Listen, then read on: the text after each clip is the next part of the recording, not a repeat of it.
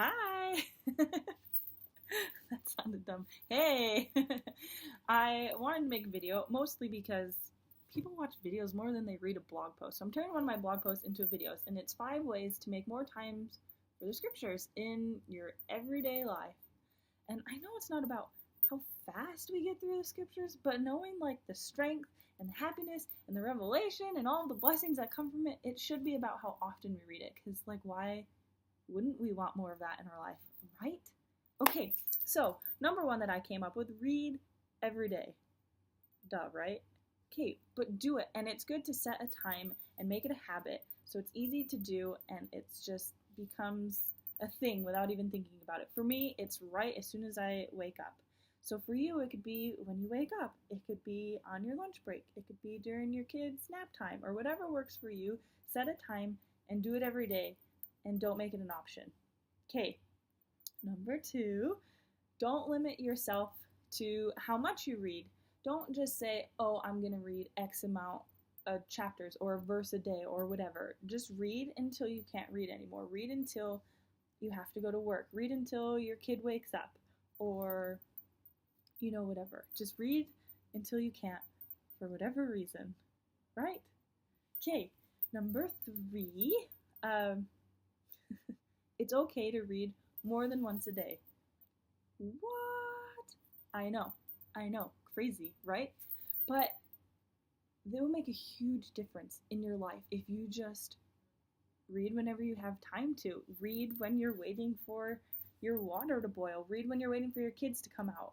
Or read, could you imagine how much you can gain if you just watch one less episode on Netflix a night?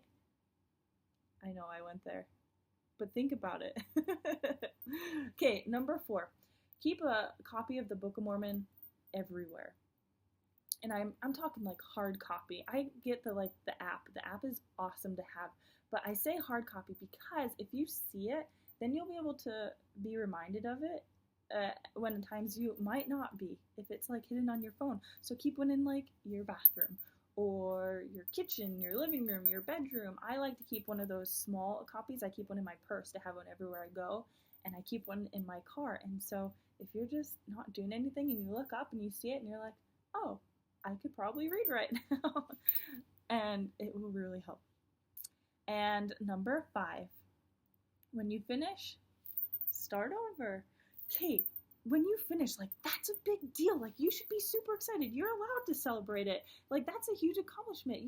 You're allowed to glow.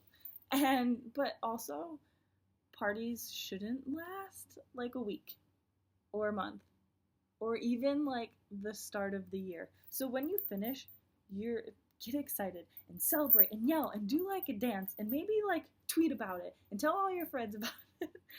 But also then just flip back over and start over, because the Book of Mormon, it gets better each time you read it. Like the second time, the third, the 100th time, it gets better and you get different things out of it for where you are right then in your life.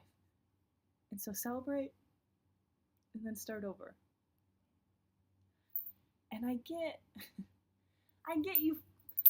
you like independent, stubborn people, right? I was like a stubborn New Yorker that thought I could do everything on my own. I could take on the world. I didn't need help from anyone or anything. Definitely not religion. Especially not the Book of Mormon, right? That's silly.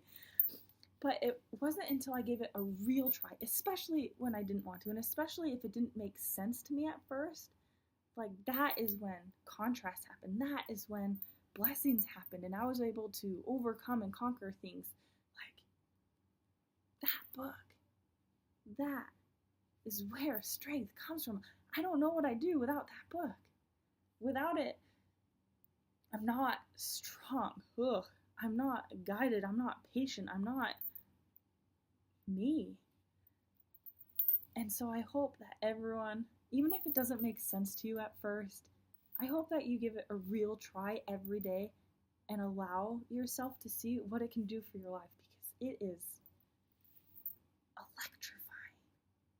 And I love that.